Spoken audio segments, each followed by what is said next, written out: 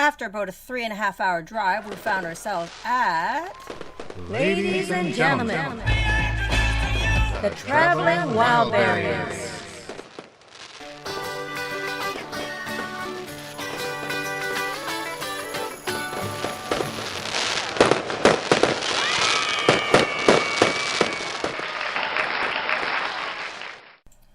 John and Rose's cute little house in New Glasgow, Nova Scotia. Dad had already been picked up at the airport and was waiting for us there. Within minutes of pulling into the driveway, John was out inspecting and admiring our RV. I was happy to give him the royal tour as Kat went inside to chat with her dad and Rose. It wasn't too long after that I was reminded of that wonderful Eastern friendliness as John came around the corner with the hose, a bucket, and some special cleaners and soaps he uses on the buses which he drives during the day. "Let's give her a scrub down and get the last couple of weeks' worth of dirt and grime off of her," he said, or something to that effect. As we were scrubbing and cleaning, John noticed that the front tires had some unusual wear. It seemed as though the steel belts had been compromised somehow recently. Turns out, John had a few spares under his porch which had some decent thread still left on them, which matched the tires on the RV, so he offered them to us. Suffice to say, I was profusely grateful and thanked him a dozen times. I called a local Ford dealer and arranged for the next available appointment so we could have the tires that John gave us put on the rims and switched onto the RV. Just as John and I finished washing up the RV, Kat came out with Rose and Pop, and just about a minute after that, Arthur pulled up in his silver truck. Arthur is Kathy's uncle by marriage, and let me tell you, he is quite the character. He's in his early 80s, but you wouldn't know it to be around him. And his oh-so-memorable and contagious, hearty, childlike laugh, often at his own jokes and witticisms, is just the greatest. He's one of those lovable characters whose occasional company leaves you feeling that there is indeed a spark of divinity in the human spirit. Some use the descriptive phrase, salt of the earth, when describing people like Arthur.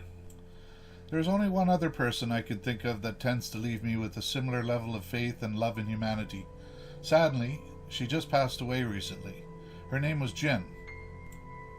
A simple glance at a picture of either one of these two wonderful folks beaming out their ever so innocent smile is all it takes to fill me with the warm sense of assurance that there is good in this world, and it can often be found in such wonderful and uncomplicated souls. R.I.P. Jen. And Arthur, I wish you many more years of health and happiness as you continue to share that special childlike contagious laugh with everyone you meet. We all sat around in the gazebo chatting and catching up with gossip and news. I decided to get out the drone and check out the area from a different vantage point. John was quite interested in seeing the view of his homestead from that vantage as well.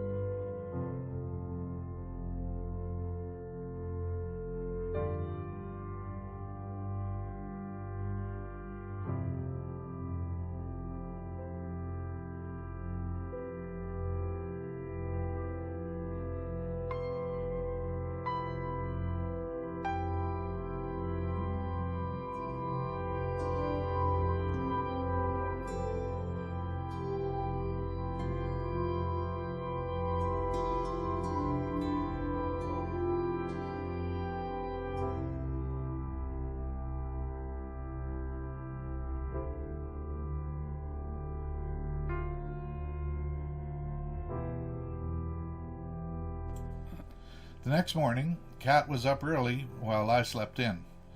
An anomaly for sure.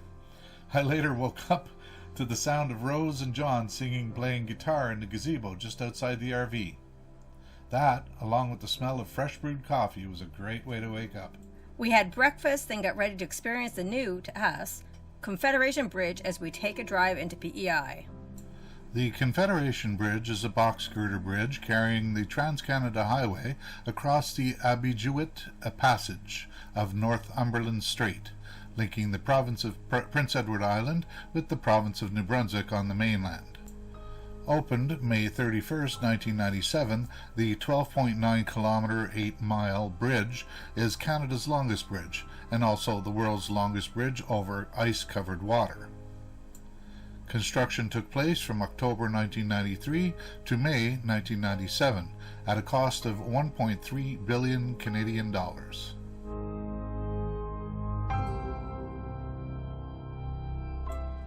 Dad and Arthur booked a room at a motel in PEI so that once we got there we could use the room as a jumping off point.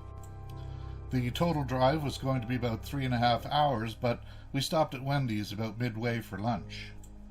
The Confederation Bridge was interesting. Long and bumpy, with nothing but water as the scenery on both sides, is how I would describe it. Once across, we parked the RV at the motel, then jumped in the car and headed out right away. It was only about a 30-minute drive to the tourist site known as Anne of Green Gables. Anne of Green Gables is a novel by Canadian author Lucy Maud Montgomery, which is set in the late 19th century and recounts the adventures of Anne Shirley, an imaginative, talkative, red-haired orphan who comes to live with Matthew and Marilla Cuthbert at age 11. Anne is very sensitive and dislikes the color of her hair. The setting is fictional but has developed a real-life persona in PEI, which is replete with Anne's homestead and many of the other buildings and imagery that is depicted in the books. It's worth noting that my dad did send me an entire set of the series when I was younger, and I loved every one of those books.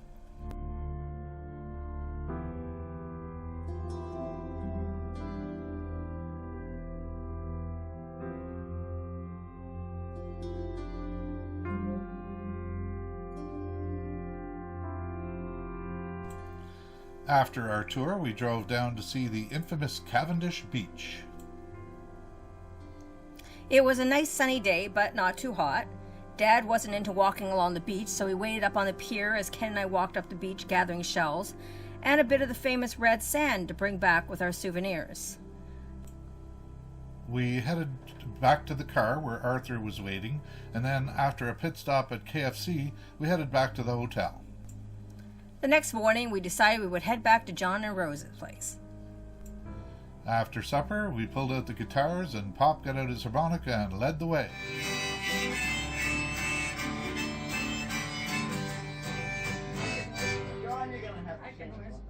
We played and sang songs for a bit and then sat around the table playing crib for a few hours after that. The next morning, we had breakfast at a local restaurant, then toured the local farmers market.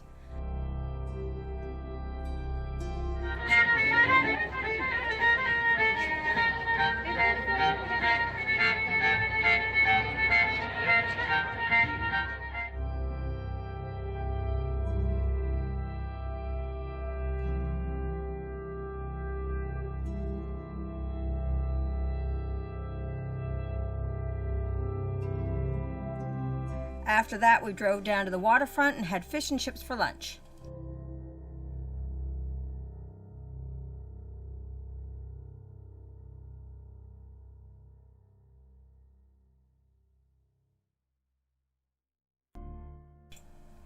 The next morning after that, Kat and I drove down to visit Kathy's brother and sister-in-law, Steve and Sherry.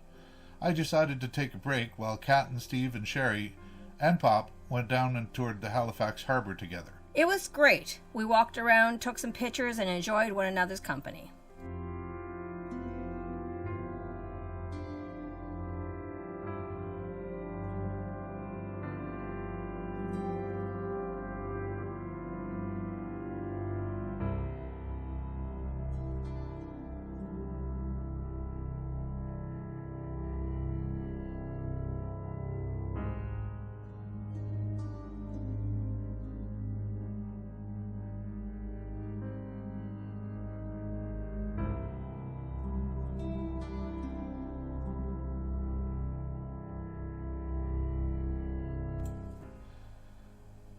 We dropped the RV off the next morning to have the newer tires put on the rims.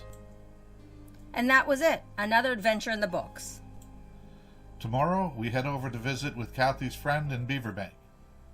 We are both looking forward to it, as Kathy has not seen her friend in quite some time, and the bonus is that she has a swimming pool, and it has been getting quite warm lately. We decided to call it a visit to a beach at Tish's place. Be sure to come back and see the pool, and also to join us on a few outings which take us to some of our other local beaches. Ciao for now.